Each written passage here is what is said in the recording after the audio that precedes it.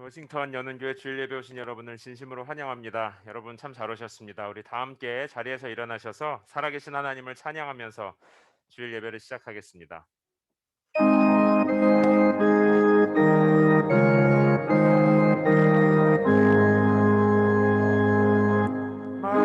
만복의 근원 하나님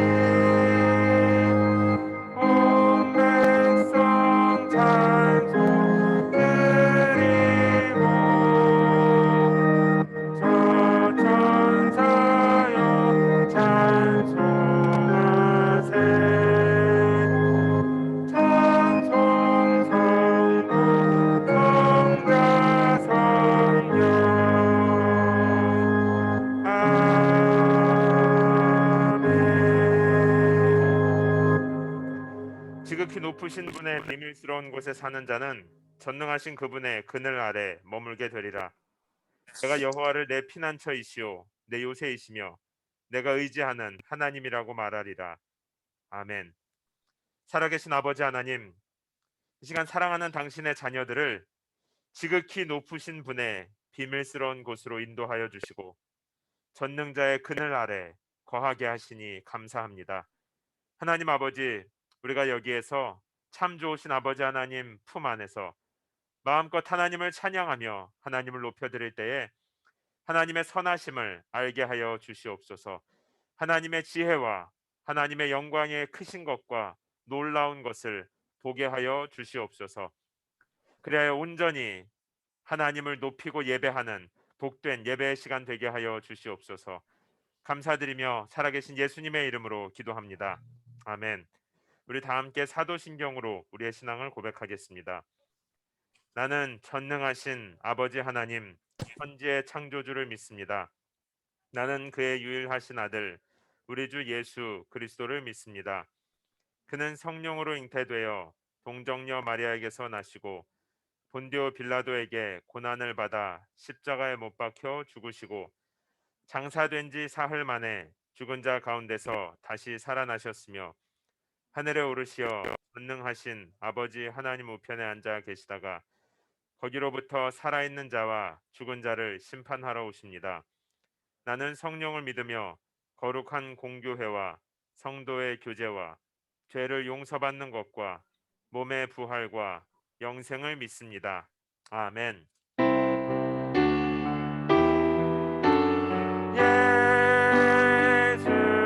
예수는 그리스도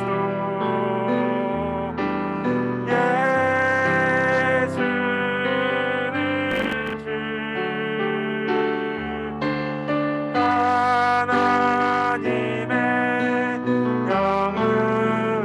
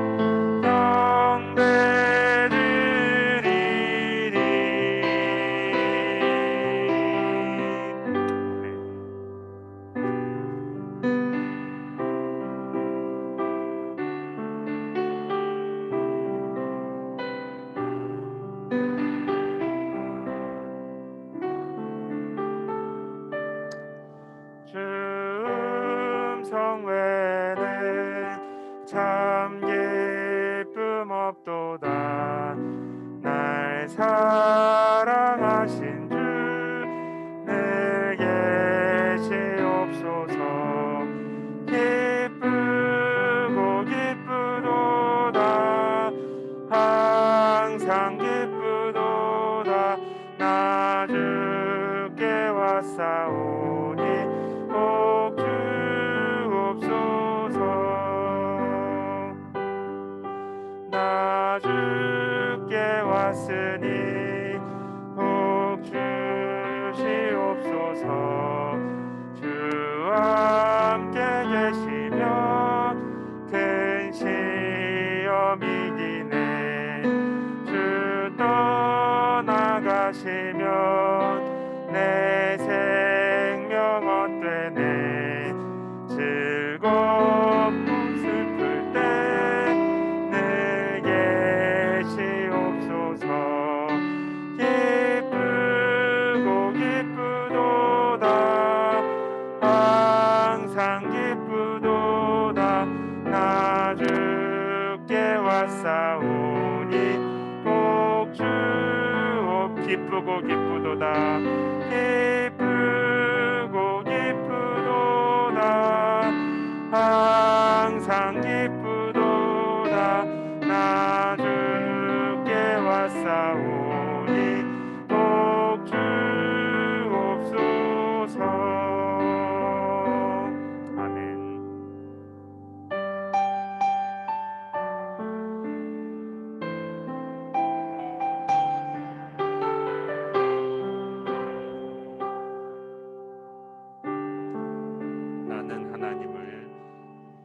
나는 하나님을 예배하는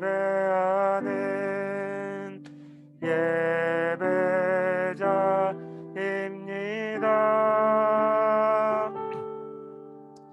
내가 서 있는 곳 어디서나 하나님을 예배합니다. 내 영혼 거룩한 은혜를 향하여 내 마음 완전한 하나님 향하여 이곳에서 바로 이 시간 하나님을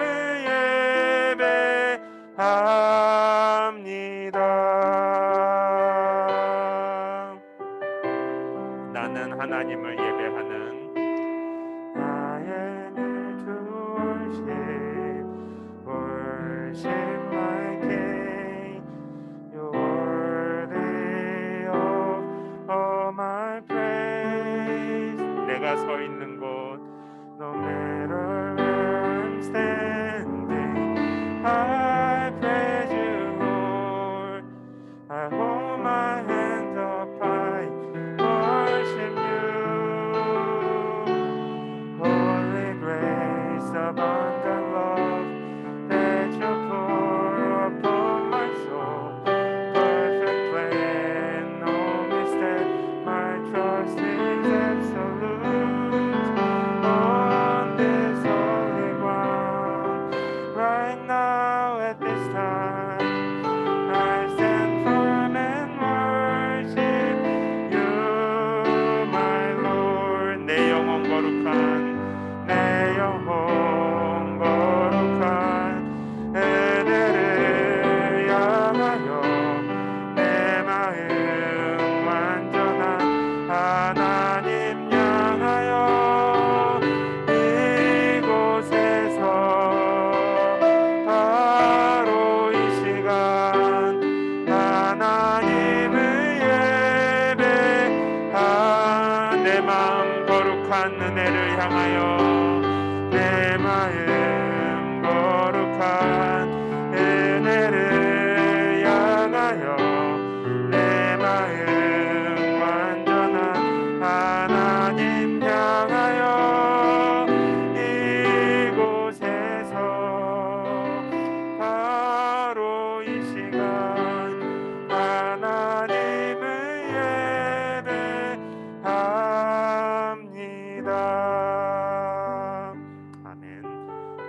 자리에 앉아서 계속 찬양하겠습니다.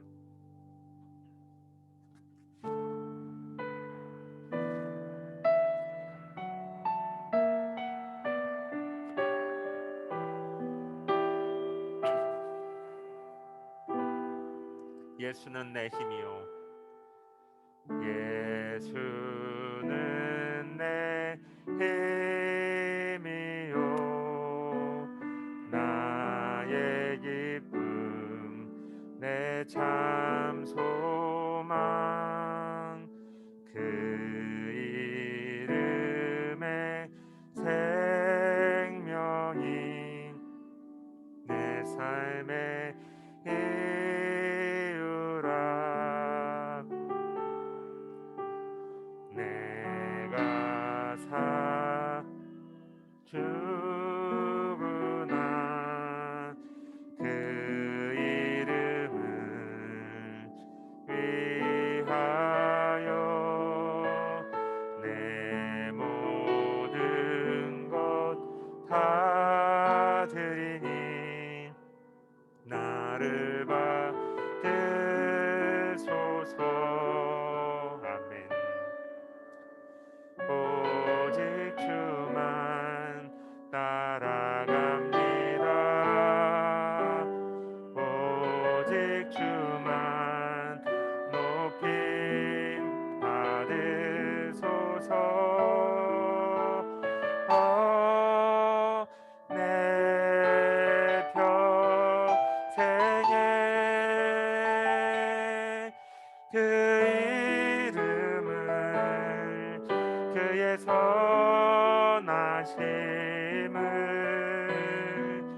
세상에 노래합니다. 그 이름에 크신 능력, 영원한 생명이 내 삶의 이유라. 오직 주만 따라갑니다. 오직 주만 따라갑니다.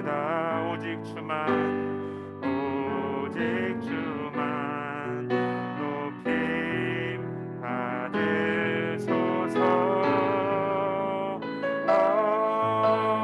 내 평생에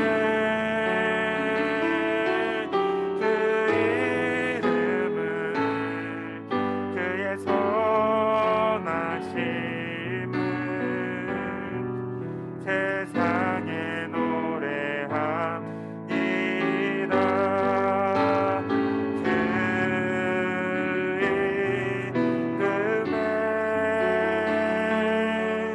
크신 능력, 영원한 생명이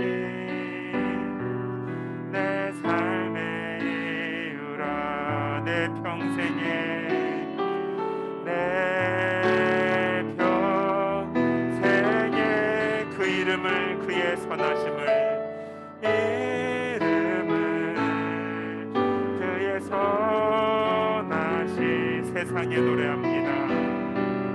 세상에 노래합니다. 그 이름에 크신 능력, 영원한 생명이 내 삶의 이유라. 우리 시간에 다 함께 눈을 감고 기도하겠습니다. 하나님, 내 안에 참 바라는 것도 많고 때로는 서운하고 힘든 것도 많지만, 그러나 나의 삶의 이유, 또 내가 유일하게 바라보며 기도할 것은 오직 예수님입니다. 예수를 더 사랑하고 예수를 알며 예수와 동행하고 예수를 전하는 일에 나의 삶을 드립니다. 하나님, 우리의 삶을 받아 주시옵소서. 오직 예수 그리스도만 영화롭게 하는 삶 되게 하여 주시옵소서. 우리의 마음을 담아 또 삶을 드리며 함께 조용히 소리내어서 기도하도록 하겠습니다.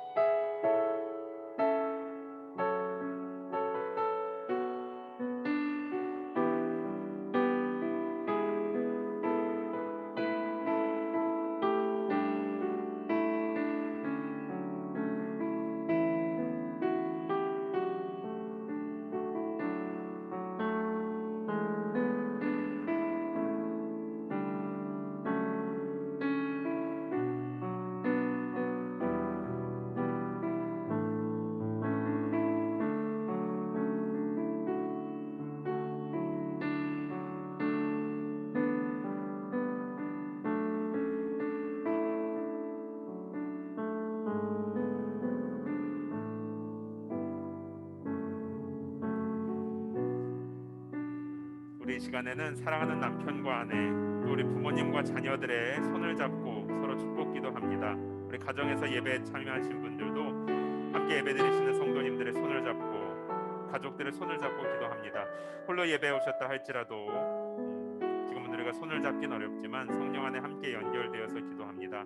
하나님, 나에게 주신 하나님의 이 은혜와 예수 그리스도 향한 감사와 사랑이 내 안에 그냥 머물러 있는 것이 아니라 사랑하는 남편과 아내, 우리 자녀들에게, 부모님과 우리 이웃 성도들에게 더 풍성히 흘러가는 시간 되게 하여 주시옵소서. 사랑하는 선교사님들과 선교지에 있는 영혼들, 또 우리 DC 버지니아 메릴랜드 지역에서 함께 예배하는 모든 교회와 성도들을 축복하면서 다시 한번 소리내어서 기도하겠습니다.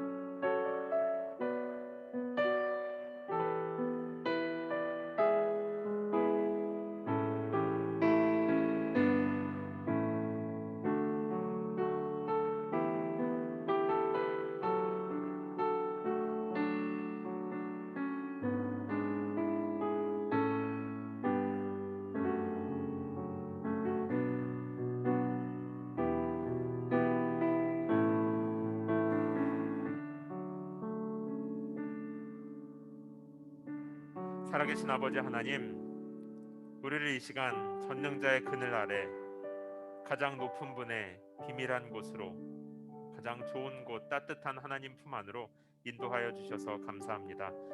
하나님 아버지, 우리가 이 시간 기도하는 것은 하나님, 우리가 여기에 나를 위해, 나의 만족과 나의 유익과 나의 성공과 기쁨을 위해 있는 것이 아닙니다. 하나님, 이 시간 우리의 영혼을 새롭게 하여 주셔서 우리가 예수 그리스도를 위해 창조되었고 예수를 사랑하며 예수님께 감사하며 예수님을 이 세상에 나타내도록 부름받은 삶들인 것을 다시 새롭게 하는 시간 되게 하여 주시옵소서. 그리하여 여러 가지 일들로 때로는 낙심되며 때로는 좌절하고 때로는 들떠있는 우리들의 마음이 오직 예수 그리스도께 다시 초점을 맞추고 오직 예수님만 사랑하며 다시 예수님과 동행하는 행복한 회복의 시간 되게 하여 주시옵소서. 하나님, 특별히 이 시간에 사랑하는 남편과 아내, 또 부모님과 자녀들 손을 잡고 기도합니다. 어린 성도들의 머리에 안수하여 기도하고 사랑하는 이웃 성도들을 축복하며 기도합니다. 나에게 주신 하나님의 은혜로 그저 나의 기분이 좋은 것에 멈추는 것이 아니라 예수 그리스도의 마음으로 이웃을 사랑하며 늘 가족들을, 또 하나님의 사람들을 축복하는 복된 삶 되게 하여 주시옵소서. 하나님, 이 시간 함께 예배하는 우리 사랑하는 선교사님들과 선교지에 있는 영혼들, 또 DC 버지니아 메릴랜드 지역에 있는 모든 교회와 성도들을 하나님 손에 올려드립니다. 하나님 이 세대의 교회들을 빛과 소금으로 부르셨으니 혼란스럽고 어지러운 세상 속에 하나님의 사랑의 빛, 정의의 빛, 은혜의 빛을 나타내는 통로로 온 세상 주님의 교회들을 사용하여 주시옵소서. 옆방에서 예배드리는 어린 성도들 예배 가운데 성령 충만하게 하시고, 그래 어릴 때부터 예수를 사랑하고 예수님을 닮아가는 하나님의 사람으로 자라게 축복하여 주시옵소서. 감사드리며 살아계신 예수님의 이름으로 기도합니다. 아멘. 우리 워싱턴 연운교회 주일 예배 오신 여러분을 진심으로 환영합니다. 우리 주변에 계신 분들이랑 잠깐 인사할까요? 여러분 너무 반갑습니다. 참 잘 오셨습니다. 우리 어린 성도들도 너무 반가워요. 잘 오셨습니다. 우리 예배 마치고 우리 어린 성도들은 옆방에서 예배 드리고 우리 예배 마치고 만나도록 하겠습니다.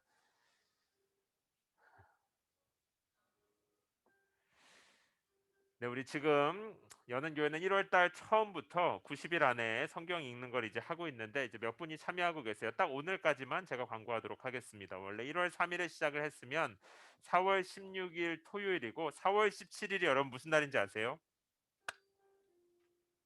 중요한 날인데 바로 부활절입니다. 부활절. 그래서 1월에 시작을 했으면 딱 부활절 전까지 성경을 일독할 수 있는데 아마 지금 시작하시면 5월 중순까지 여러분 학생이신 분들은 방학하기 전에 하루에 1시간이면 성경을 3개월에 다 읽을 수 있도록 우리가 함께 격려하면서 성경을 읽고 있습니다. 참여하기 원하시는 분들은 저에게 문의해 주시면 제가 자세히 안내해 드리도록 하겠습니다. 그래서 1년에 3독할 계획이에요. 봄에 한 번, 여름에 한 번, 그리고 가을 겨울에 한 번. 자, 2월에 워싱턴 연은교회 안내 드립니다. 우리 첫걸음반이 매주일 오후에, 제자반이 매주 화요일 저녁에 이번 주부터 시작을 합니다. 새로운 안내가 있어요. 우리 주일 예배와 또 우리 교회 이 도시를 위해서 이제 주일날 오전은 아니죠. 예배 전에 낮에 기도회를 시작하려고 합니다. 그래서 이 워싱턴 DC와 주님의 교회와 또 하나님의 백성들을 위해서 기도하는 모임에 여러분 모두를 초대합니다. 함께 기도하기 원하시는 분들은 저나 강소진 사모에게 문의해 주시고요. 이 여배당 옆방 교실에서 12시 20분부터 12시 40분 동안 함께 교회를 위해서 또 하나님 나라와 자녀들을 축복하면서 기도하는 시간을 가지도록 하겠습니다. 다음 주 2월 매월 둘째 주 예배 후에는 한인마트 라이드를 가고요. 컨트리뷰션 레터는 혹시 여러분 헌금하신 분들 중에 텍스 리턴 관련해서 여러분 기록이 필요하신 분들은 2월 말까지 이한울 형제님께 신청해 주시면 됩니다. 이한울 형제님 잠깐 멋있는 손을 한번 들어주시면 네, 제일 멋있는 분이에요.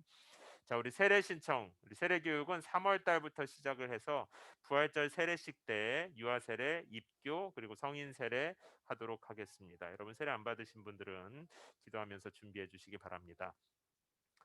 오늘부터 시작되는 첫걸음반과 제자반 안내예요. 여러분 화면을 참고해 주시고 오늘 처음 출석하신 분들 중에도 관심 있으신 분들은 오늘 오리엔테이션이니까 한번 참여해 보시고 오픈 클래스니까 결정하실 수 있을 것 같습니다.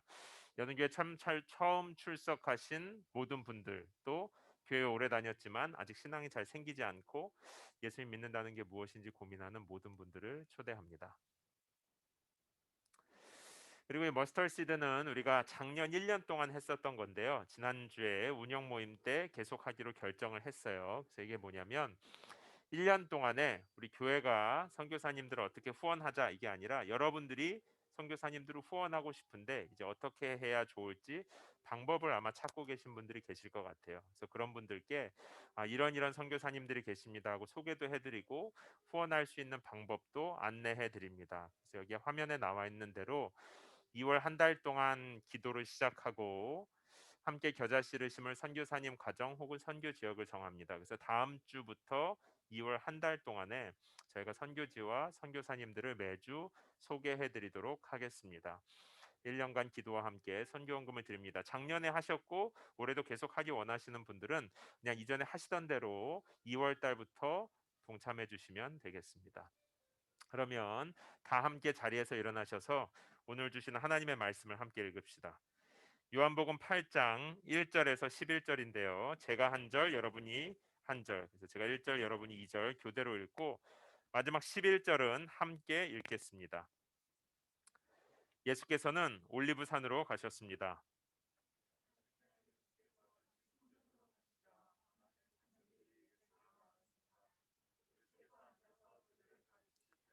율법 학자들과 바리새파 사람들이 간음을 하다가 잡힌 여인을 끌고 와서 사람들 앞에 세우고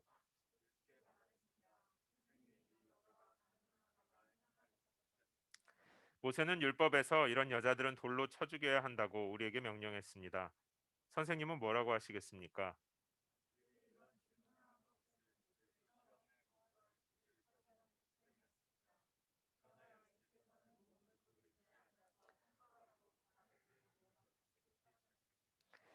그들이 계속 질문을 퍼붓자 예수께서 일어나서 그들에게 말씀하셨습니다. 너희 가운데 죄 없는 사람이 먼저 이 여인에게 돌을 던지라.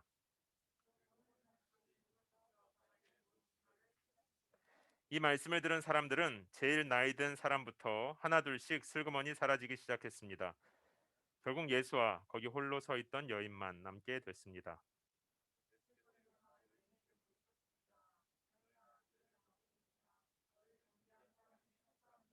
다 함께 읽겠습니다. 여인이 대답했습니다. 선생님 없습니다. 예수께서 말씀하셨습니다. 나도 너를 정죄하지 않겠다. 이제부터 다시는 죄를 짓지 마라. 아멘. 자리에 앉아 주시기 바랍니다. 잠시 기도하겠습니다. 참 좋으신 아버지 하나님, 우리가 1월 달부터 함께 요한복음 말씀을 통해 예수님의 마음 또 예수님의 가르침을 배우고 있습니다. 하나님, 예수님 당시에 많은 사람들은 아직 예수님의 마음을 잘 모르고 눈에 보이는 것에 때로는 겉모습에 때로는 자신의 기준과 도덕과 율법에 맞춰서 서로를 힘들게 하고 또 자신도 힘들게 하며 무엇보다 예수님으로부터 담을 쌓았습니다. 하나님, 이것이 비단 2000년 전의 모습만이 아니라 우리 안에도 오늘 동일하게 일어나고 있는 모습은 아닙니까? 우리들도 예수님의 마음은 뒤로 한 채 겉으로 보이는 것에 또 내가 원하는 것에 나의 기준과 나의 성공에 온 관심이 집중된 그런 위선적인 종교 생활을 하고 있는 것은 아닙니까? 하나님, 오늘 요한복음 말씀을 통해서 우리를 향한 하나님의 사랑의 음성 듣게 하여 주시고 또 이 세대를 향한 하나님의 사랑의 마음을 배우는 시간 되게 하여 주시옵소서. 감사드리며 살아계신 예수님의 이름으로 기도합니다. 아멘.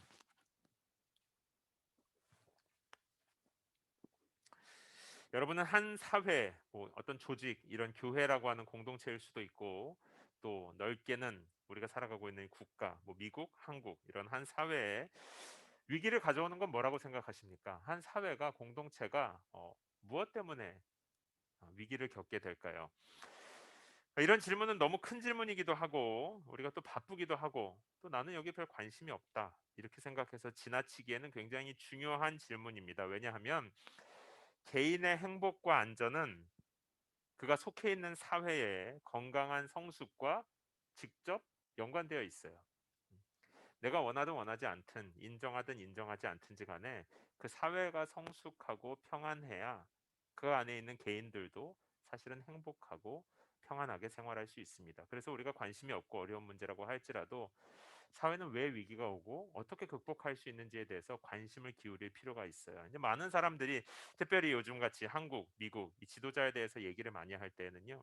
지도자가 중요하다 이렇게 대답할 수가 있겠습니다. 디모데전서 2장 말씀을 좀 보면요. 실제로 예수님께서도 하나님께서도 우리에게 왕들과 높은 지위에 있는 모든 사람을 위해서 기도하라. 그것이 너희가 평안한 생활을 하기 위해서 굉장히 중요한 문제이다라고 실제로 가르쳐 주고 있어요. 그러나 이러한 접근은 이것은 분명히 하나님께서 주시는 지혜인데 자칫 성도들이 지도자와 정치를 지나치게 우상화하는데 도구가 될 수 있습니다. 물론 좋은 지도자를 세우는 것은 굉장히 중요한 문제예요. 어떤 조직이든 뭐 우리 교회도 그렇고요. 그러나 우리는 그 지도자 너머에서 일하고 계시는 하나님을 바라보는 믿음을 가진 사람들입니다. 하나님은 어떤 지도자가 세워져 있더라도 주권적으로 개입하셔서 일하시는 분이에요. 우리 다니엘서 2장 21절 말씀을 함께 한 목소리로 읽어봅시다. 시작. 그분은 시간과 계절을 바꾸시고 왕을 쫓아내기도 하시고 세우기도 하시며 지혜자들에게 지혜를 더해 주시고 총명한 사람들에게 지식을 더해 주신다. 아멘. 그러니까 설령 부족한 지도자라 할지라도 하나님께 쓰임 받을 수 있고요. 예를 들어서 구약 시대에 이스라엘 백성들이 바벨론이라고 하는 나라에 포로로 잡혀갔을 때 바벨론 다음에 그 전체 지역의 통일을 이룬 나라가 페르시아라고 하는 나라거든요. 성경엔 바사라고 되어 있는데요. 이 페르시아의 왕은 하나님을 몰랐었어요. 그런데 하나님은 이 페르시아의 왕을 통해서 포로로 잡혀갔던 이스라엘 백성들이 다시 고향으로 돌아오게 하고 고향에서 또 성전도 짓게 하셨습니다.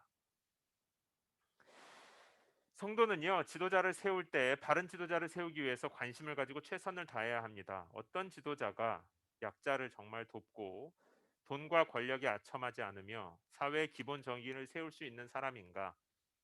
지도자를 세우는 일에 성도는 관심을 가져야 해요. 그러나 동시에 그 지도자 위에서 일하고 계시는 살아계신 하나님을 바라보는 믿음을 함께 가져야 합니다.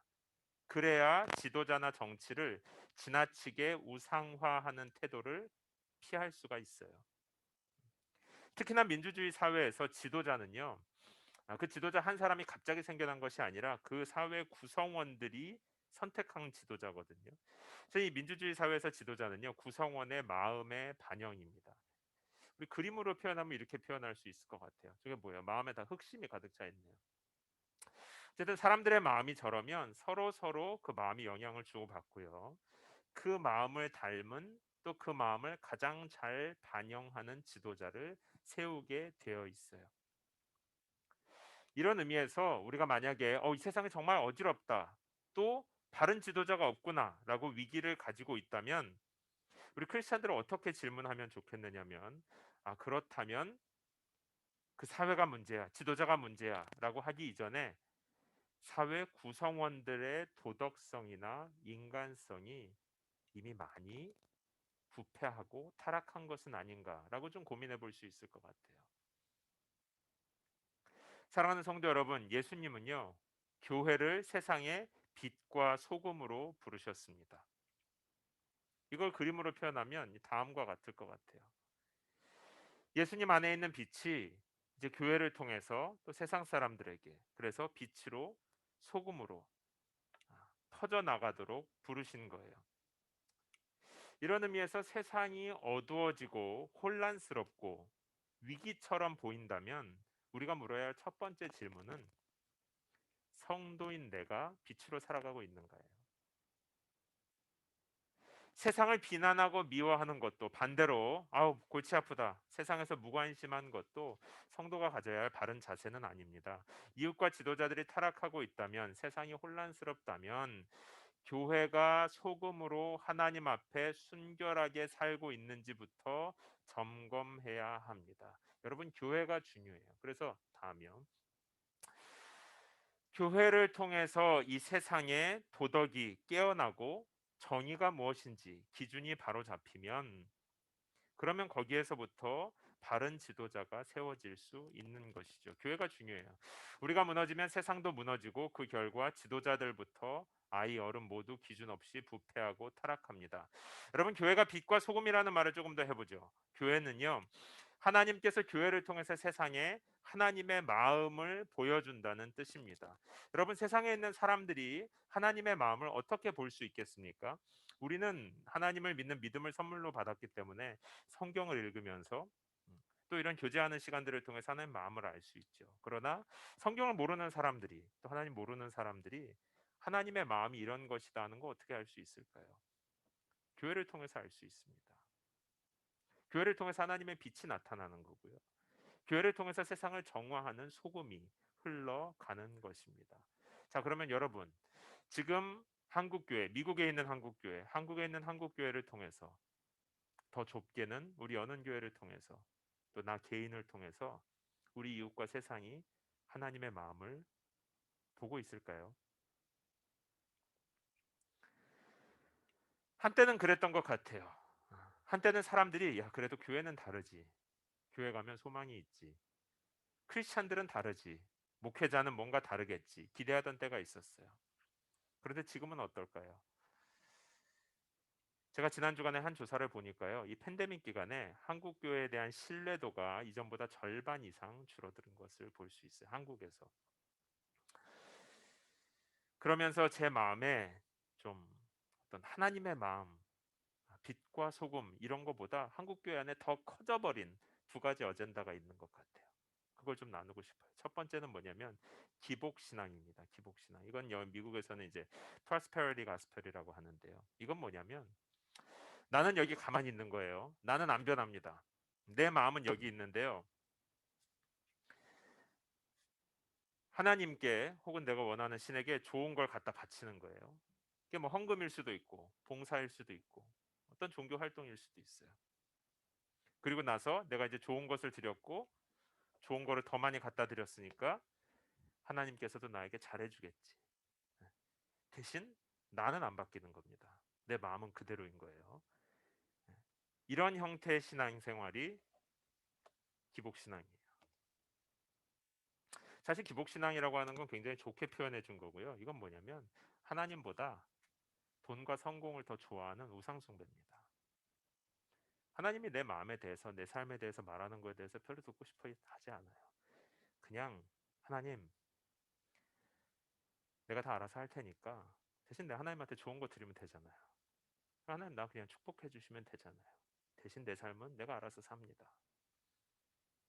하나님과 관계 맺는 것은 거부하고 또 하나님과 교제하는 것은 거부한 채로 하나님으로부터 무언가 좋은 것만 바라는 소위 돈과 성공을 더 좋아하는 사실 기복신앙은요. 그 밑에 우상이 깔려 있는 겁니다. 무엇보다 기복신앙의 더 큰 문제점은요. 하나님을 종부리듯 하는 겁니다. 중요한 것, 필요한 것 내가 다 이미 결정을 했어요. 하나님 나 이거 좋고 이거 필요하니까요. 이미 결정 다 내려놨습니다. 이때 이렇게 이거 나에게 좋은 것 같으니까 하나님은 그냥 나 복 주시고 도와주시기만 하세요. 나 봉사 열심히 하잖아요. 나 하나님께 이거 많이 드리잖아요. 나는 꼼짝 안 하고요. 나 하나님 많이 드리잖아요. 좋은 일도 많이 할게요. 이게 이제 기복신앙의 태도거든요. 여러분 이건 성경이 말하는 기독교와는 완전히 다릅니다. 다른 정도가 아니라 이건 기독교가 아니에요. 내가 결정하고 하나님이 내가 결정한 것에 따라서 일해 주길 바라는 것은요.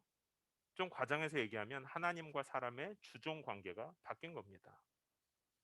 여러분 결정하는 사람이 주인입니까? 일하는 사람이 주인입니까? 누가 주인이에요? 주인은 결정하는 사람이죠. 종은 일하는 사람입니다. 만약에 우리의 신앙생활이 하나님 앞에서 내가 모든 것을 다 결정하고 이 결정한 대로 잘 되도록 하나님 날 위해서 좀 열심히 일해 주세요. 여러분 누가 주인입니까? 기복신앙은 우상숭배 뭐 이름 다 해도요. 사실 더 핵심적인 문제는 하나님 앞에서 자신이 주인이 되어 하나님을 종부리듯 하는 겁니다. 이 사건은요. 거슬러 올라가 보면 창세기 3장에서 일어났던 선악과 사건과 똑같아요. 하와가 선악과를 먹으려고 할 때 뱀이 찾아와서 하와에게 무엇이라고 유혹합니까? 너 이거 먹으면 너의 눈이 밝아져서 네가 하나님처럼 될 것이다. 너가 스스로 선과 악을 판단할 수 있게 될 것이다. 선악과는요, 내가 하나님처럼 되겠구나. 내가 이제는 하나님이 필요 없겠구나. 내가 결정하고 살면 되겠구나. 이게 유혹의 내용이었고, 죄와 타락의 핵심이 바로 내가 하나님의 자리에 서는 것. 이게 바로 죄의 본질입니다. 기복신앙은요, 말이 좋아 신앙이고 아유 저건 조금 고쳐야 되는 어떤 신앙생활의 한 종류인가 보다라고 의하기 쉬운데 그렇지 않아요. 기복신앙은 하나님의 창조 세계를 파괴한 선악과의 타락, 그 죄의 본질을 그대로 담고 있는 아주 파괴적인 신앙 형태입니다. 동시에 예수님께서 십자가에 땅땅땅 못 박으신 원죄 그것을 다시 기어이 끄집어내는데 아니 예수를 모르는 사람들도 아니고 예수 믿는 사람들이 끄집어내니까 이게 얼마나 슬프고 안타까운 일이에요. 지금 한국 교회가 또 제가 어쩌면 예수님의 마음보다 예수님을 신뢰하는 믿음으로 사는 것보다 이런 기복신앙적인 태도로 살고 있다면 이건 정말 슬픈 일이죠. 또 한 가지 우리 안에 아주 크게 자리 잡고 있는 어젠다는요. 이건 이제 요한복음 얘기하면서 거의 매주 했던 얘기인 것 같아요. 율법주의입니다. 율법주의. 율법은 하나님의 질서와 하나님의 마음이 이런 것이다 하고 가르쳐주는 좋은 거예요. 예수님을 믿는 사람들의 마음에 성령께서 찾아오셔서 하나님의 사람으로 살아갈 수 있도록 잘 안내해주는 유익한 것입니다. 그러나 율법은 그런데 율법주의가 들어가면 이제 율법을 이루어서 의로움을 얻는다. 혹은 내가 율법을 더 잘 지키고 있으니까 더 나은 사람이다라고 하는 신앙의 형태를 말합니다. 율법주의는 그 본질상 다른 사람을 자신을 비롯해서 자꾸 판단하게 해요. 저 사람 율법을 잘 지키는 사람인가 아닌가. 그리고 역시 본질상 스스로 위선적인 종교인이 되게 만듭니다. 왜냐하면 우리는 다 죄인이기 때문에요. 죄의 열매를 자꾸 맺을 수밖에 없어요. 씨앗이 있으면 자꾸 싹이 올라올 수밖에 없는 겁니다. 우리는 죄로 타락했기 때문에 우리가 원하든 원하지 않든 또 죄를 실제로 행동으로 옮기든 옮기지 않든 죄의 열매가 자꾸 마음속에 올라오는 사람들이에요. 근데 율법주의는 이런 것이 있는 것 자체를 부정하고 굉장히 문제 있는 사람인 것처럼 말하거든요. 그렇기 때문에 이런 마음을 자꾸 감추게 만들어요. 그래서 율법주의의 진짜 큰 문제는요. 속마음을 보여주지 않고 껍데기뿐인 신앙생활을 하게 만드는 거예요. 진짜 내가 싸우고 있는 죄는 아무도 교회 와서 얘기하지 않습니다. 진짜 나의 문제, 진짜 내가 하나님을 섬기고 있는 것에 있어서 파괴해야 할 우상에 대해서는 다 그냥 감춰두고요. 지금 또 마스크까지 쓰고 있으니까 이 표정도 모르겠잖아요. 여러분도 제 표정을 잘 모르시겠잖아요. 그리고 다 껍데기뿐인 신앙생활을 한다는 게 율법주의의 문제예요. 그리고 이 율법주의와 기복신앙은 공통적으로 마음을 터치하지 않아요. 기복신앙은요, 내 마음이 예수님하고 어떤 관계인가 여기엔 별로 관심 없고요. 뭔가 종교 생활을 잘해서 하나님이 그 사람을 얼마나 성공하게 했는지, 하나님이 그 교회를 얼마나 크고 풍요롭게 만들었는지, 얼마나 그 가족이 인정받고 있는지 여기에 온통 관심을 기울이는 게 기복신앙이에요. 그 사람의 마음이 그 교회의 마음의 방향이 어떤지는 별로 관심을 갖지 않습니다. 율법주의도 비슷해요. 내 마음이 실제로 썩어가고 있고 외롭고 슬픈지 어떤지는 별로 관심이 없고요. 겉모습에 더 관심이 많은 게 율법주의예요. 하나님은 우리의 마음에 관심이 있는데 기복신앙과 율법주의는 우리의 마음의 관심을 자꾸 다른 데로 돌리게 만들어요. 그게 진짜 나쁜 겁니다. 오늘 서론이 오늘 유달리 좀 길었어요. 제가 준비하면서도 고민을 서론을 이렇게 길게 해도 되나 그랬는데 오늘 뭐 한번 해보는 거죠. 지금 여러분 세상이 혹시 혼란스럽고 위기라면 뭐 지도자도 문제고 모든 문제고 다 문제일 수도 있지만요. 이 세상에 빛을 비추고 소금으로 부름받은 내가 또 우리 교회가 어떤지 우리는 먼저 점검해야 합니다. 혹시 내가 하나님의 빛인데 우리 교회가 하나님의 소금인데 이 기복주의와 율법주의 그 어딘가에서 욕망과 우상과 뭔가 하나님이라고 하는 이름이 뒤범벅된 채로 살아가고 있는가 아니면 하나님의 마음을 닮아가는 또 그래서 하나님의 마음을 실제로 나타내는 교회로 살아가고 있는가 여러분 어떻습니까? 자 이제 본문으로 들어가 보죠. 오늘 8장 본문에 보면 율법학자들과 바리새파 지도자들이라고 하는 이 그룹이요. 예수님을 따라서 성전이라고 하는 장소에 와 있어요. 예수님은 여기 성전에서 백성들을 불러다가 말씀을 가르치고 있었습니다. 6절을 한 목소리로 읽어보겠습니다. 6절 시작. 그들이 이런 질문을 한 것은 예수를 시험해 고소할 구실을 찾으려는 속셈이었습니다. 거기까지. 예수님을 고소하려고 찾아온 겁니다. 예수님은 사람들을 살리려고 다니시고 이 율법학자들과 바리새파 지도자들은 예수님을 죽이려고 성전에 왔어요. 예수님만 죽입니까? 지금 가늠한 여자를 현장에서 잡아가지고 데려왔거든요. 이 여자도 인격살인이라고 하는 살인도 했고요. 실제로도 돌로 쳐 죽이려고 온 것 같아요. 여자도 죽이려고 왔습니다. 결과적으로 현장에 있는 모든 사람들을 자신들의 율법주의와 교만으로 잘 들리세요 지금? 간음 현장에서 왜 여자만 잡아왔는지 한번 궁금해 해본 적 없으세요, 여러분? 성경에는 사실 실마리가 나오진 않아요. 왜 여자만 잡혔을까? 간음 현장이면 분명히 남자랑 여자가 같이 있었을 텐데 구약 율법에도 이런 경우에는 남자와 여자를 다 돌로 쳐 죽이는 건데 왜 여자만 잡아왔을까? 그냥 제가 상상을 해봤어요. 아, 어쩌면 남자가 권력자였을 수도 있고 함부로 잡아오기 어려운. 어쩌면 남자가 부자였을 수도 있겠다. 이 바리새인들과의 관계에서도 더 연약했었을 거예요. 그러니까 안 그래도 연약한 사람이고요. 그리고 바리새인들과 율법학자들의 역할이 뭡니까? 연약한 사람들, 동네 사람들, 양들 품어주고 돌봐주는 게 역할이잖아요. 근데 오히려 품어주고 돌봐줘야 할 가장 약한 사람 짓밟으면서 아무런 죄책감도 없고요. 별로 관심도 없는 것 같아요. 그리고 온통 미움에 휩싸여 있습니다.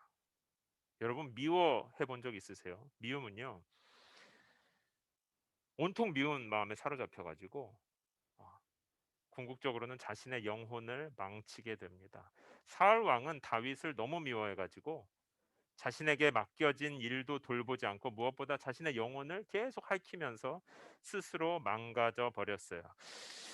지난주에 자료를 보니까 영국의 어떤 뇌 과학자가 재미있는 연구를 했어요. 그래서 미움과 사랑은요, 미워할 때와 사랑할 때 뇌의 활동이 비슷하다고 그래요.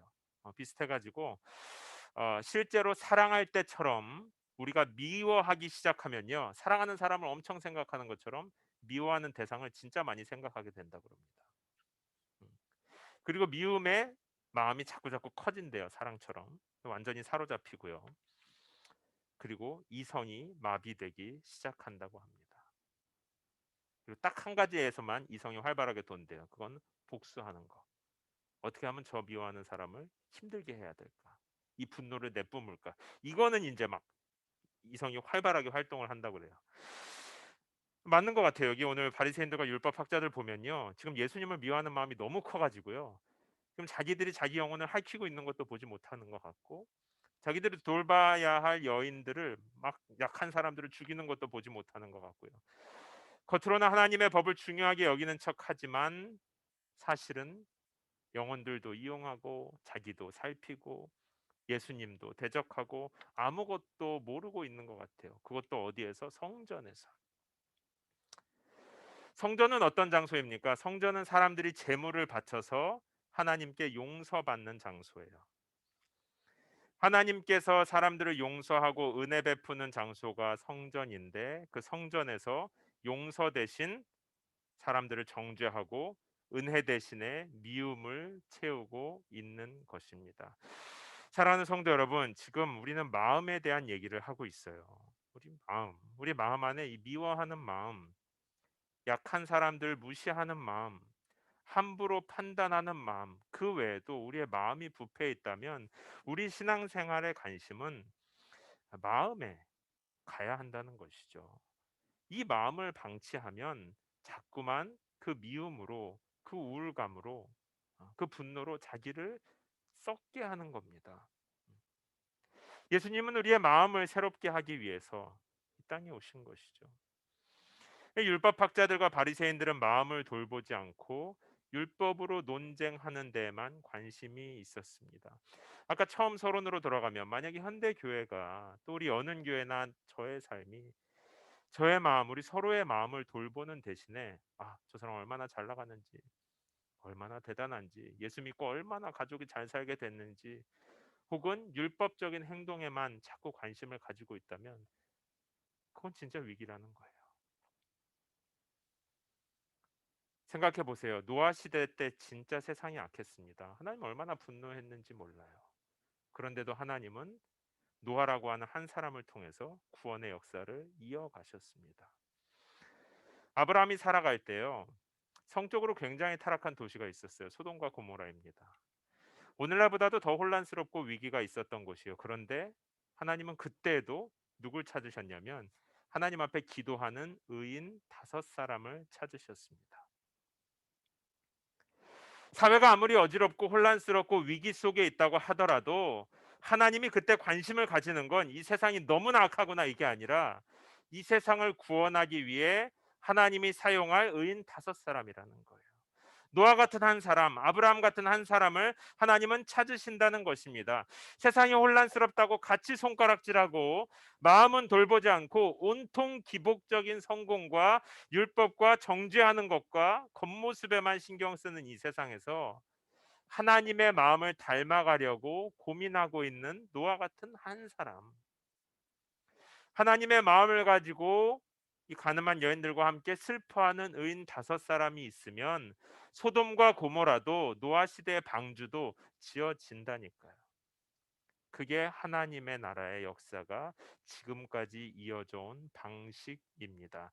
세상이 아무리 위기여도 사랑하는 성도 여러분들이, 여는 교회 성도들, 여기 있는 여러분들에게 하나님의 마음이 회복되기 시작할 때, 여러분이 하나님의 마음을 가지고 여러분의 마음을 수술하기 시작할 때, 우상과 미움으로 가득 찬 여러분의 마음이 예수님의 십자가의 피로 새로워지고 있다면 거기에 소망이 있는 거예요.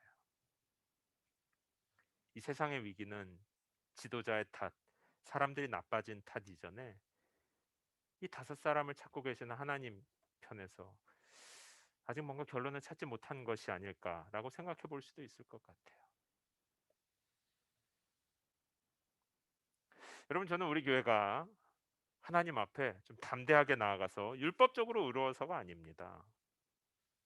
그러나 하나님을 신뢰하고 정말 우리의 마음을 하나님께 드리는 믿음이 있기 때문에 하나님 우리 교회 기도를 통해서 워싱턴 DC를 새롭게 해주시고, 나를 통해서 우리 가정을 받아주시고, 우리를 통해서 이 한국과 미국과 온 세계를 하나님 은혜로 새롭게 해주십시오. 담대하게 기도하는 그런 교회가 되었으면 좋겠습니다. 우리 교회가 어떤 기복신앙에서 볼 수 있는 풍성한, 풍성이라고 말하기는 좀 그렇죠, 부유하고 화려한 것은 없을 수 있어요. 율법적으로 탁월한 것은 없을 수도 있습니다. 저도 머리가 없죠. 여러분도 뭐 머리 다 없어도, 혹은 염색해도, 미니스커트를 입고 와도 그게 뭐가 그렇게 문제가 되겠습니까? 피어싱을 막 여기 하고 배꼽에 하고 코에 하고 입술에 하고 뭐 그렇게 큰 문제가 되겠어요? 하나님의 마음을 가지고 씨름하는 사람들이 있어서 노아 아브라함처럼 하나님의 구원의 일에 쓰임 받을 수 있다면 이 시대에 그런 빛과 소금과 같은 교회가 필요한 것이 아니겠습니까? 저는 우리 여는 교회를 시작으로 ETC 버지니아 메릴랜드 지역에 그런 교회들이 많이 퍼져나가게 되기를 바랍니다. 마지막으로 오늘 본문에서 볼 수 있는 예수님의 마음을 한 세 가지만 간략하게 나누고 말씀을 마치도록 하겠습니다. 지금까지는 바리새인들 얘기를 했는데요. 여기에 나오는 이제 예수님의 마음 얘기하는데 여기서 몇 가지만 좀 예수님의 마음을 얘기하려고 그래요. 첫 번째로는요, 아까도 말씀을 나눴는데 예수님은 성전에 가르치기 위해 오셨는데 왜 가르치시겠어요? 영혼을 살리려고 가르치러 오셨습니다. 하나님의 뜻을 위해, 죄인을 용서하기 위해 예수님은 가르쳐 오셨어요. 예수님의 마음은요, 기본적으로 용서예요. 우리를 향한 예수님의 마음은 용서입니다. 예수님은 우리를 정말로 사랑하세요. 그래서 예수님께서 우리에게 말씀을 가르쳐 주시는 것은 용서하기 위해서입니다. 오늘부터 우리 첫걸음반과 이번 주 화요일에는 온라인으로 제자반이 시작이 됩니다. 여러분, 예수님께서도요 자동으로 용서하게 되지 않으셨어요. 예수님 시대의 사람들도요 자동으로 용서하지 못했습니다. 가르치고 배우고 하는 과정을 통해서 용서와 구원의 일들은 계속되는 겁니다. 오늘 우리 교회 안에도 하나님의 말씀을 가르치고 서로 배우면서 하나님의 용서의 일들, 예수님의 마음이 이어져 나가게 되기를 바랍니다. 또 두 번째로 예수님은 죄와 타협하지 않으셨어요. 그러니까 예수님은 죄인을 불쌍히 여기셨는데 죄에 대해서는 굉장히 엄격하셨습니다.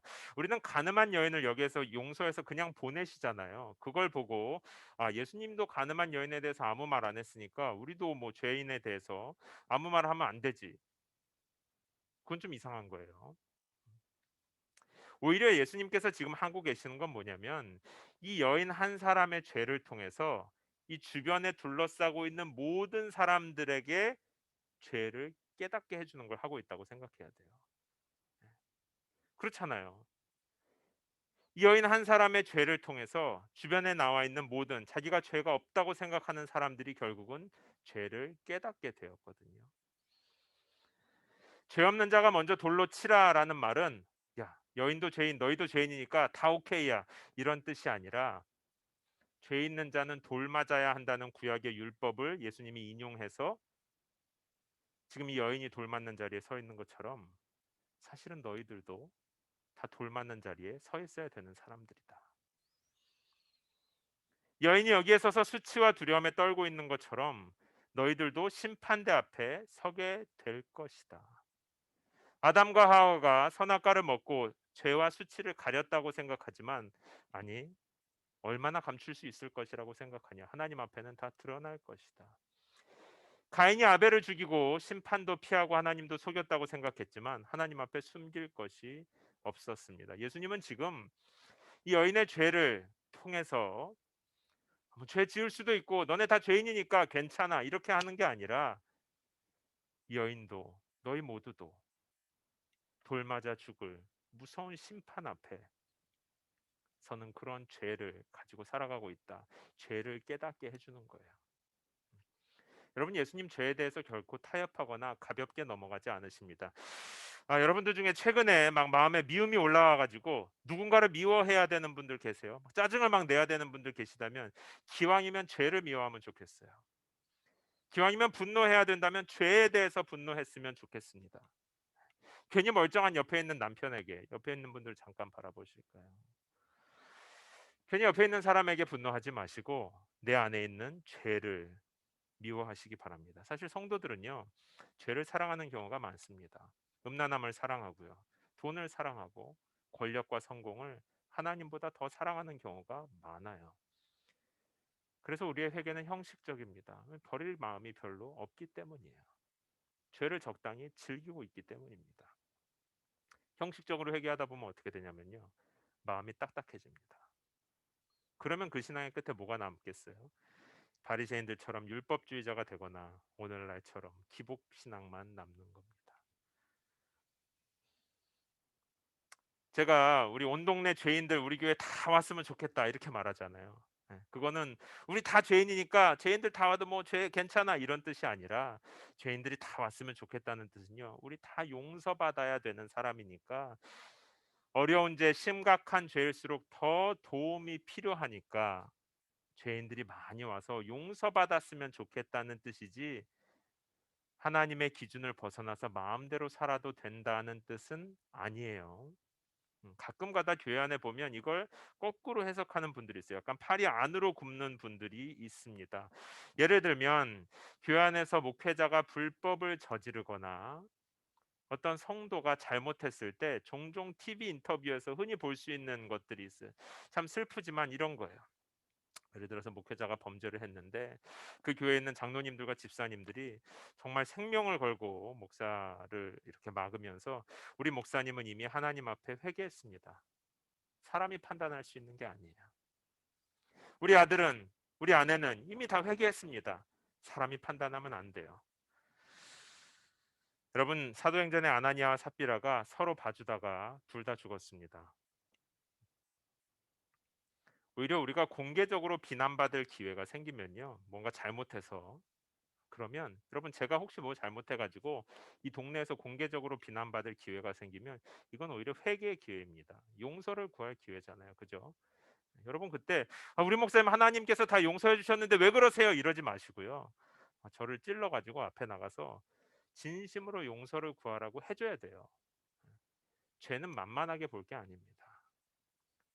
하나님이 얼마나 공의롭고 얼마나 엄격한 분인지 빛과 소금으로 부름받은 교회가 보게 해줘야 돼요. 우리끼리 그냥 봐주고 아유 그렇게 살아도 괜찮지 뭐 하나님 은혜 하나님이야 다 괜찮아 이러면 안 되죠. 죄를 깨닫고 회개와 용서의 자리로 나아가게 하기 위해서 예수님은 여인의 죄를 축소시키신 것이 아니라 오히려 우리 모두 안에 있는 죄를 철저하게 보게 하신 것입니다. 왜요? 아까 말씀 가르치신 거랑 똑같아요. 영혼을 살리기 위해서. 성전에서 말씀을 가르치신 것도 영혼을 살리기 위해서, 죄를 철저하게 깨닫게 하는 것도 영혼을 살리기 위해서입니다. 마지막으로 예수님은 죄인을 용서하십니다. 참 용서라는 게 어렵죠. 예수님의 하나님의 용서는요. 아, 십자가에서 예수님께서 죄를 이제 용서해 주신 건데 제가 이제 이 묵상하면서 제 경험을 좀 막 떠올려 보니까 죄를 바로 보는 눈이 생겨야 용서가 좀 시작되는 것 같아요. 예. 그게 무슨 뜻이냐면 죄를 미워하는 마음이 제가 생긴 다음부터 제 안에 있는 죄를 막 미워하기 시작하니까 그 죄가 얼마나 나의 마음을 파괴하고 내 삶을 제 멋대로 끌고 다녔는지가 좀 보이더라고요. 제가 저를 불쌍히 여겼다고 말하면 좀 이상한데 좀 억울한 마음이 들었었어요. 아, 내가 죄의 노예 노릇하면서 그동안 이렇게 끌려다니고 살았었구나. 죄를 보기 시작하니까 사람의 연약함이 무엇인지가 좀 보이기 시작했어요. 그래서 죄가 보이고 나니까 나를 이해하기 시작하고 내가 미워하던 사람들도 신기하게 이해가 되기 시작했습니다. 내가 죄를 미워하지 않고 내가 죄를 보지 못할 때는요, 사람들이 막 미웠었던 것 같아요. 그런데 죄가 얼마나 사람을 고통을 줄 수 있는지를 보게 되니까요. 그 사람을 보면 아, 저 사람도 지금 죄 때문에 저렇게 행동하고 있구나. 죄 때문에 마음이 저렇게 되어 있구나. 이해가 되기 시작합니다. 내가 용서받은 것처럼 저 사람도 하나님의 용서가 필요하구나. 혹은 부족해 보이지만 이미 하나님이 용서한 사람일 수 있겠구나. 보이기 시작하는 거예요. 십자가 사랑을 경험할수록 죄를 더 날카롭게 보면 볼수록 사람에 대해서는 불쌍히 여기고 품어주는 마음이 점점 커지더라고요. 제가 예수님 믿기 전에 저를 힘들게 했던 몇몇 사람이 있습니다. 아주 가까운 사람부터 여러 사람들이 있어요. 제가 상처받았던 사람들이 있어요. 음. 제가 어른 되면 그 사람들 복수하려고 그랬어요. 뭐 어떻게 복수할지 모르겠지만 하여튼 나의 분노를 어떻게든 알게 하고 싶었습니다. 내 힘들었으니까요. 그런데 신기해요. 내 죄가 나의 삶을 얼마나 갉아먹었는지 깨달으면 깨달을수록 예수님이 그런 나를 얼마나 사랑했는지 알면 알수록 그러고 싶지 않은데 그 사람이 불쌍해 보여요. 근데 너무 복수하고 싶은데 찾아가서 화내고 싶고 얼마나 내가 힘들었는지 찾아가서 얘기하려고 했거든요. 근데 이게 기도하면 기도할수록 그 사람이 이해가 되는 거예요. 야, 저 사람도 그 죄 때문에 얼마나 힘들게 살았으면 저렇게 됐을까? 이해가 됩니다. 야, 너도 외로워서 그랬구나. 너도 무서워서 그랬구나. 너도 감당이 안 돼서 그랬구나. 너도 용서받아야 되는 사람이구나. 죄를 깨달으면 깨달을수록 죄인을 용서하고 품어주신 예수님의 마음이 제 안에 더 선명하게 자라나기 시작했습니다. 신기해요. 율법주의자들은 자신의 마음을 볼 줄도 모르니까 다른 죄인들의 마음도 볼 줄 몰라요. 그래서 겉모습만 보고 그냥 막 판단하고 멀리합니다. 근데 예수님은 여인의 마음을 보거든요. 예수님은 여인의 아픔을 이해하거든요. 그래서 신기하죠. 예수님의 마음을 가지고 내 마음이 새로워지기 시작하면요. 그 다음부터 다른 사람의 마음을 보게 됩니다. 그전에는 이상하게 말하는 사람, 이상하게 행동하는 사람이었다면 지금은 죄에 끌려다니는 사람, 용서받아야 되는 사람, 도움이 필요한 사람으로 보이는 거예요. 사랑하는 성도 여러분, 교회는 이 마음 가진 사람들이 모이는 곳이 교회입니다. 나랑 잘 맞는 잘 나가는 사람, 1년 있다 갈 사람, 라이드 필요한 사람, 동거하는 사람, 중독된 사람, 폭력의 사람, 신앙 뭔가 좋은 사람, 겉모습 가지고 끼리끼리 모이는 게 교회가 아니고요. 서로의 마음을 보는, 아, 죄 때문에 이렇게 아파하고 있구나. 이해할 수 있고 용서받아야 할 사람들을 품어줄 수 있고, 그래서 내가 손해 보는데도 먼저 손 내밀 수 있고 섬길 수 있는 마음이 보이고 마음을 나누고 마음을 다루는 곳이 교회입니다.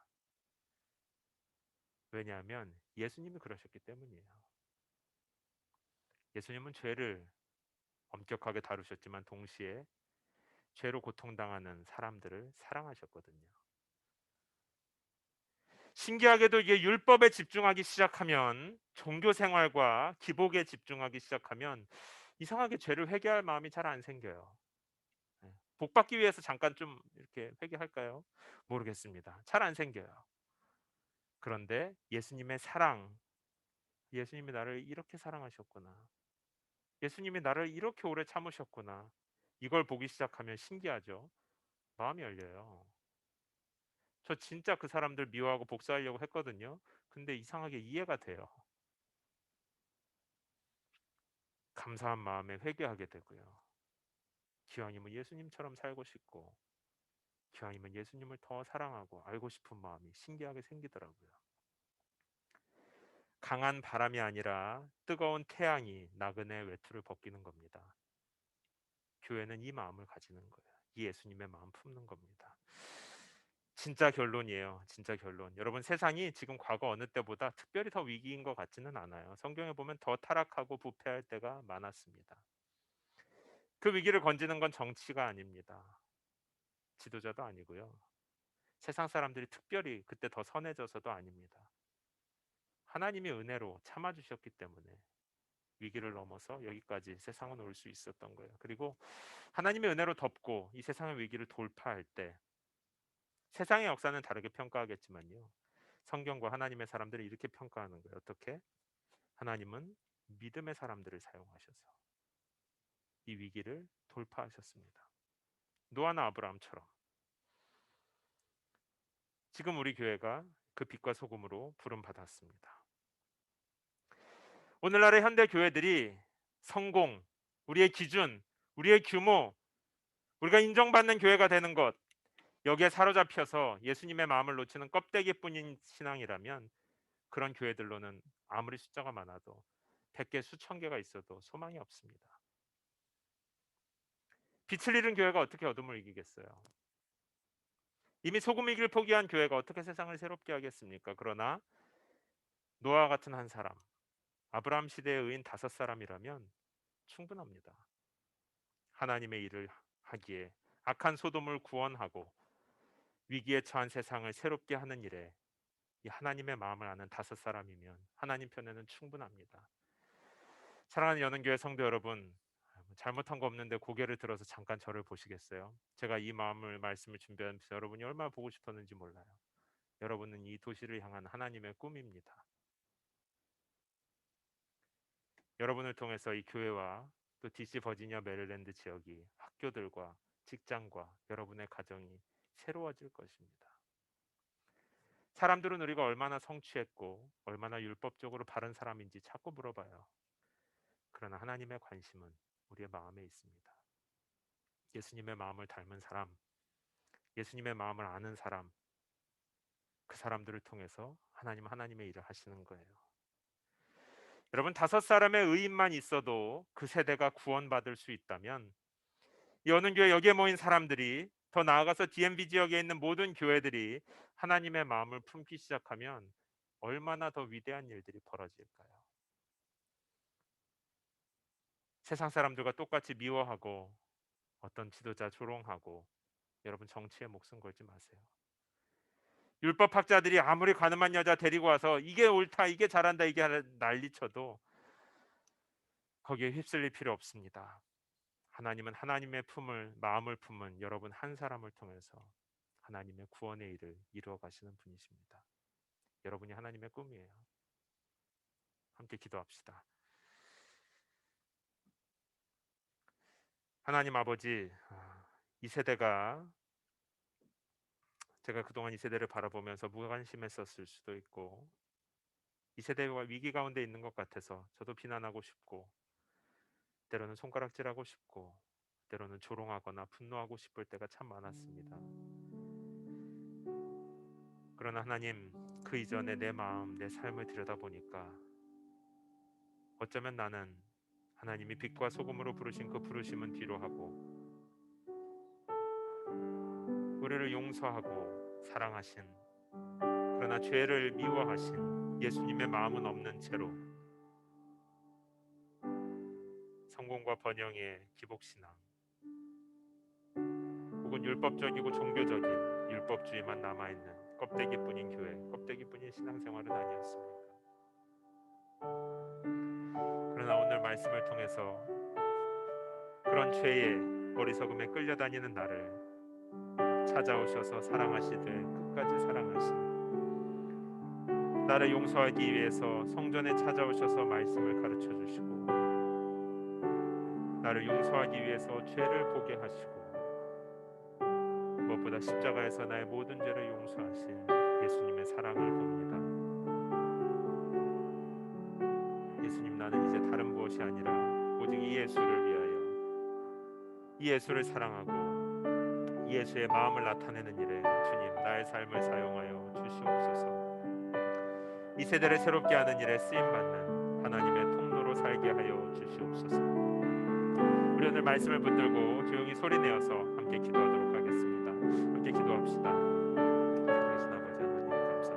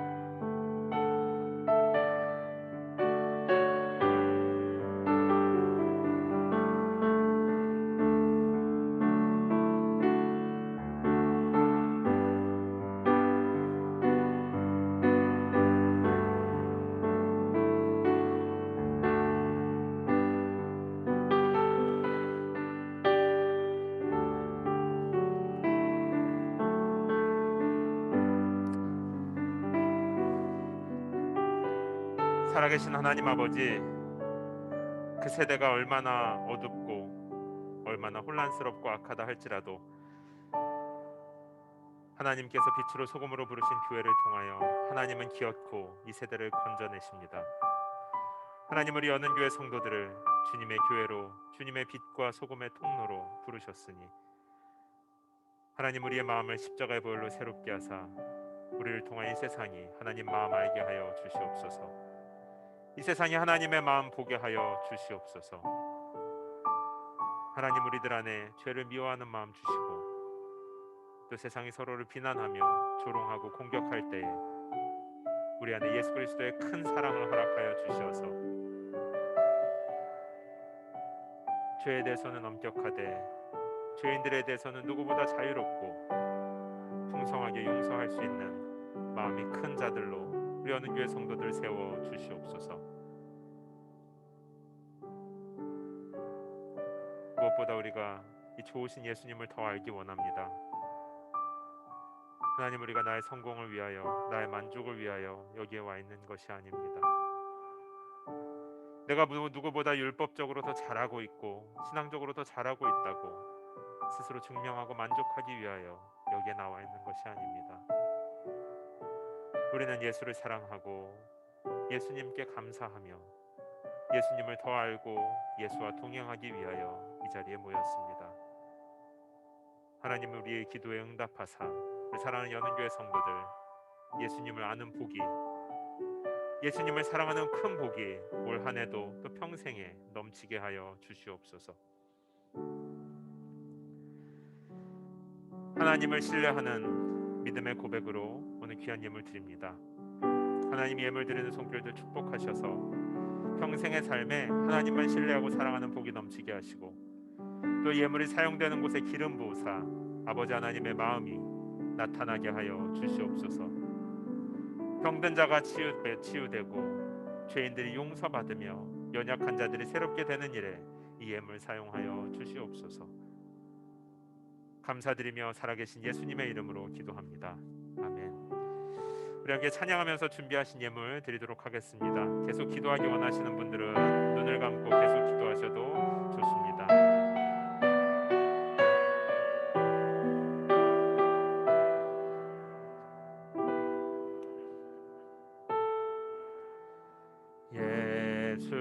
예수는 내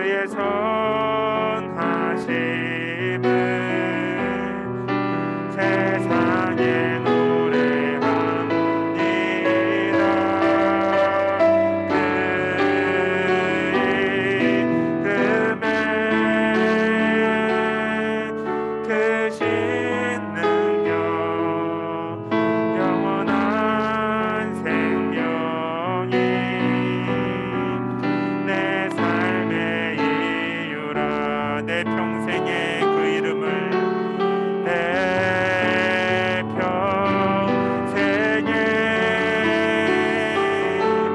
그 이름 그의 선하심을 그의 선하신 세상에 노래합니다. 세상에 노래함 이 그 이름에 그 이름에 크신 능력 영원한 생명이 내 삶의 이유라. 아멘. 이제는 우리를 모든 죄의 저주에서 구속하여 주신 예수 그리스도의 은혜와 아버지 하나님의 사랑하심과 성령 하나님의 위로하시고 새롭게 하시는 좋은 일들이 이제 예수 그리스도의 마음을 품고 예수의 사랑을 담아 나아가는 당신의 사랑하는 자녀들 머리 위에 이제로부터 영원토록 함께 있을지어다. 아멘.